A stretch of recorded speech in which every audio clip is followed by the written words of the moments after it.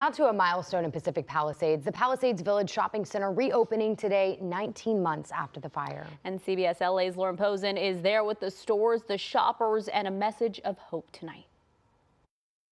Well, people are back. Many brought their families, their dogs too, and parking is even hard to find. As the Palisades continues to rebuild, they now have a piece of their community back.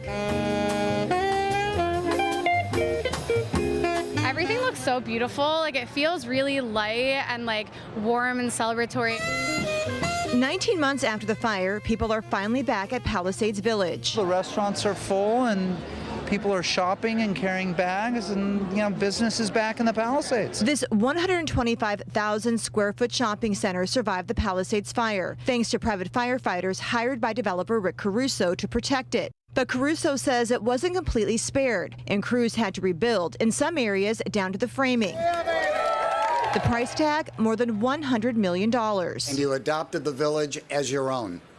You gave us a place in your hearts that gave us the strength to rebuild against all odds. The village is now 99% leased, with nearly a third of the businesses new to the center. It's been really heartwarming and joyous to see everybody out here. Among them, K Bakery, reopening after the fire destroyed the owner's home and original store. The village has always been a hub for us.